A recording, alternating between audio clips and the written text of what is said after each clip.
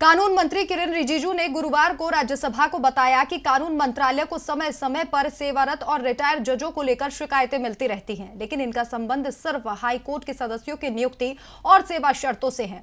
रिजिजू ने कुछ दिन पहले सुप्रीम कोर्ट के कुछ पूर्व जजों को भारत विरोधी गिरोह का हिस्सा बताया था। वो इस मामले पर ही सवाल का जवाब दे रहे थे, जहां उनका झूठ भी सामने आ गया। क्या है पूरी खबर, रिपोर्ट में देखें। सत्ता पर काबिज बीजेपी के नेता अक्सर बिना तथ्यों के ही ऐसे बयान दे जाते हैं जो बाद में सरकार के लिए सिरदर्द बन जाते हैं। ऐसा ही एक बयान हाल ही में कानून मंत्री किरण रिजिजू ने भी दिया था। उन्होंने दावा किया था कि सुप्रीम कोर्ट के कुछ रिटायर जज भारत विरोधी गिरोह का हिस्सा है। जब उनसे संसद में ये सवाल पूछा गया तो उन्होंने कोई साफ जवाब नहीं दिया।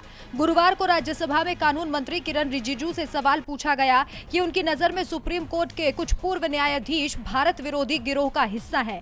हाल ही में रिजिजू ने यह दावा किया था कि सवाल में उनसे सूचना के उस स्रोत का खुलासा करने के लिए भी कहा गया। ये भी पूछा गया कि क्या राष्ट्रीय सुरक्षा के मद्देनजर सरकार ने भारत के मुख्य न्यायाधीश और केंद्रीय गृह मंत्रालय को सूचित किया था।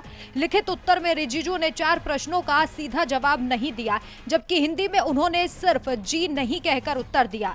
रिजिजू ने राज्यसभा को जानकारी दी, समय समय पर कानून मंत्रालय में सर्वोच्च न्यायालय और उच्च न्यायालय के साथ साथ रिटायर न्यायाधीशों के खिलाफ शिकायतें मिलती हैं। हालांकि ये शिकायतें सिर्फ सुप्रीम कोर्ट और हाई कोर्ट के मौजूदा जजों की नियुक्ति और सेवा शर्तों से जुड़ा है। उन्होंने ये भी कहा कि सुप्रीम कोर्ट और हाई कोर्ट के रिटायर जजों से जुड़ी शिकायतों को कानून मंत्रालय से नियंत्रित नहीं किया जाता है।